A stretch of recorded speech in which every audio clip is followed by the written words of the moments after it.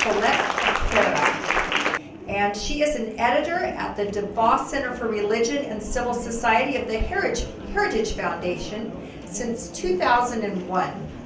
Collette served for 10 years as a writer and editor at Bob Woodson's National Center for Neighborhood Enterprise and The World and I magazine, a publication of the Washington Times Corporation. Her specialty is the importance of family and community structures to a vital civil society and an empowerment-based approach to poverty that recognizes and builds capacity of low-income persons, supporting upward mobility and self-sufficiency. Please welcome Mrs. Collette Caprara.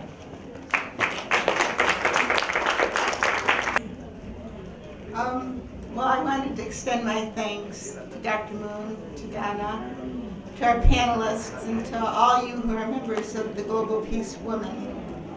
You know, I woke up this morning and I was thinking, there's so many groups, especially now in this era, that are trying to boost women's rights and the profile of women in the world.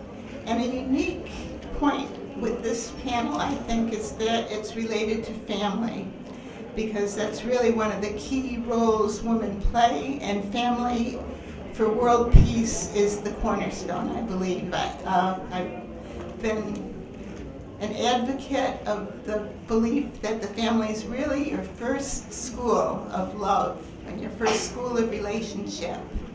The kind of heart that parents have for their children, just unconditional love, willingness to sacrifice, the heart that children have for their parents is total trust and respect, and that siblings have for each other, you know, authentic concern and mutual support for each other. If you extend that past the family to a larger level, or even in society, that's the fundamental basis for every relationship you're ever going to enter into. So what you carry from your family goes on. And the role of women, and I want to say that my group that I work with, the DeVos Center, was created to support and highlight the role of families and religion in society and the world. So they send their congratulations to you and their greetings to you too. With the family being the cornerstone and the woman, mother, wife, being one anchor of that cornerstone, she plays a very unique role in instilling all those qualities that I just talked about of those relationships. And so I wanted to talk a little bit about the woman's unique role in the family. Why the family, it's under attack now and really needs to be recognized and supported and promoted. And then what the DeVos Center's done, a tool they've developed that hopefully other people can use too, to promote and preserve and highlight the value of the family. Taken from data in this tool that I said that the DeVos Center developed, here are a few assets that the mother brings to the family. Mothers play a unique and critical role in their children's development and their prospects for the future. Their care and concern impacts every aspect of their children's lives. So it impacts academic success in psycho and emotional development, their health, their behavior, and all of these play a role not only in the trajectory that the children take, but also how they deal with society and how they impact society. The sensitivity that mom brings to interaction with her children, even from the time they're babies through preschool, is a strong, these are from data, from study, and consistent predictor of the social skills and behavior that they're going to have in the future. And mother's involvement, likewise, is related to less hyperactivity in children. And when kindergartners who have a positive relationship with their mother, when they're just little, they're likely to have less behavioral problems and have greater academic achievement in their middle school years. So the behavior and social benefits of mother's care continue even through the teen years, simply if they just ask about how their children are doing and are their interests and spend free time with them. There's a decreased likelihood that teens will have behavioral problems. And youths that feel a close bond with their mother are less likely to engage in violence. And even having family dinners lowers the risk that youths will get involved with substance abuse. Then in terms of cognitive developments, if mothers read to their kids, they score higher on cognitive development. Adolescents whose mothers are highly responsive and willing for them to help them with problems have higher academic achievement. They're more likely to graduate from high school.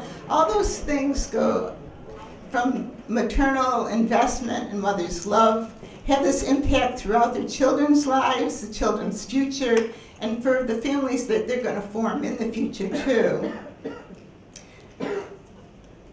So the benefit of a mother's nurturing increases the child's likelihood of success, and taken on the largest level, these kind of values instilled by mothers form a foundation for even a world of collaboration, understanding, and the word that's been around so much today, empathy, and the likelihood then of world peace. So there's a need now to promote and protect healthy families.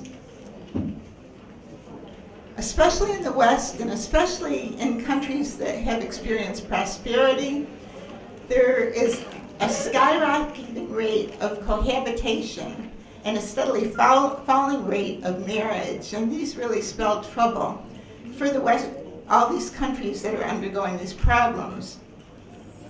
Since 1960 in the United States, the rate of cohabiting couples has gone from 450,000 to more than 7.5 million. And the sad thing is a lot of these kids start cohabiting together. They think if they get to know each other, that's going to help them to avoid divorce and to have more solid relationships. But these same studies show those relationships are more vulnerable. They have less quality in the relationship, more likelihood of splitting up, less likelihood of getting back together if they do split up, and if they even do get married after cohabiting, there's a greater likelihood those marriages will fail. So that's a real danger sign.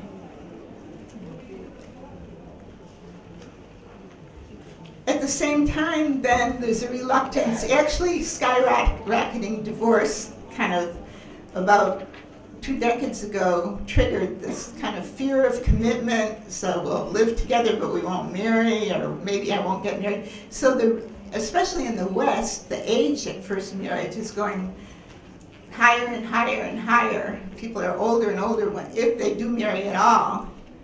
And actually, studies released now show that the rate of, or the age of first marriage is above the age of first childbirth, and that translates into a lot of out-of-wedlock births.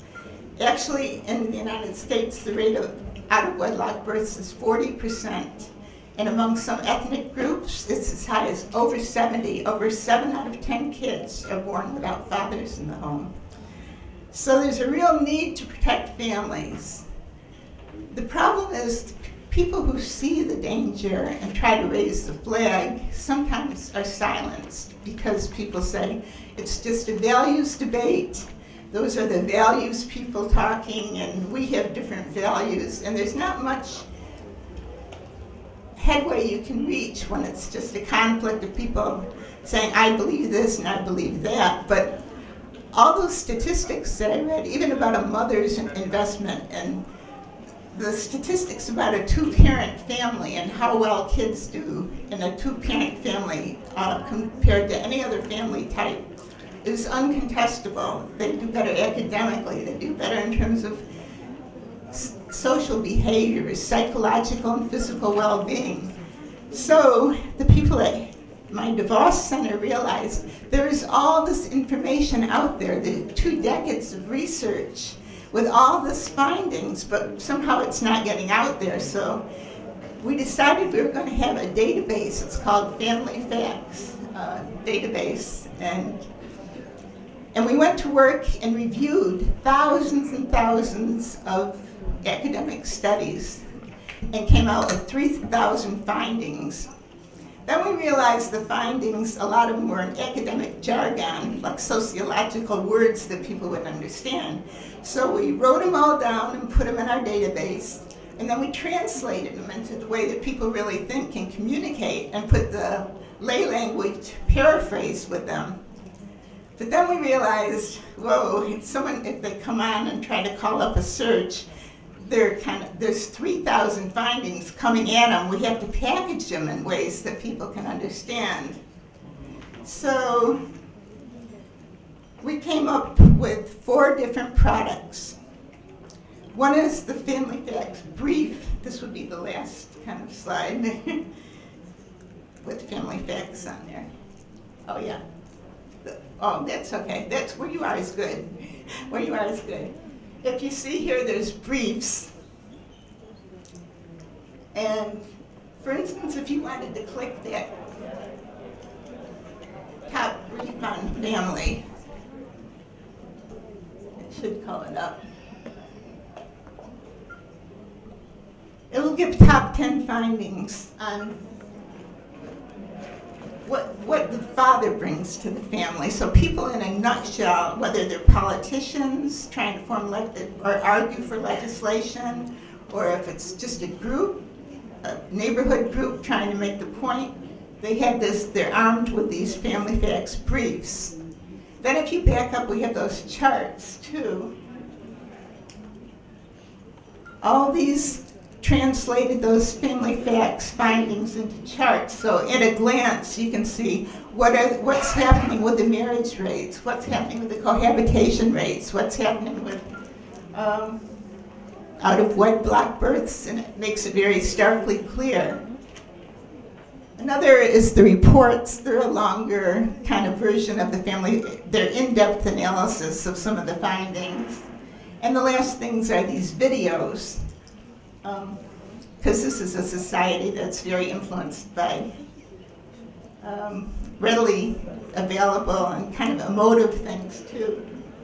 So for instance, this family gets an A+, talks about the impact of parents' involvement on kids' academic success. And if it plays, you could it's just like less than a minute, I think, of a video. Just to give you a flavor.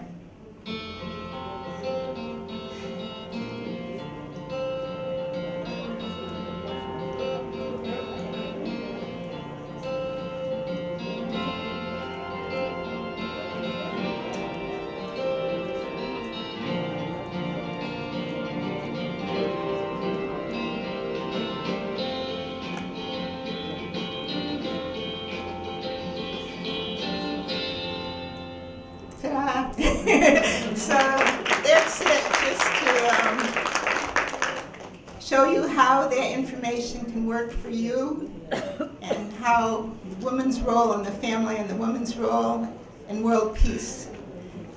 We hope this tool can be useful for you, and although a lot of these findings are for the West and for America, we hope it can be a model for other countries to use as well. And I thank you for all you do. Thank you. Thank you, Collette. Thank you for all those facts. Those are really important things to know, and I'm sure, and I know that we all have these sort of facts that in our own countries, and it's pretty scary, really, if you think about the breakdown of the family and how important, and also a very good reminder of how important it is that we're here doing this work.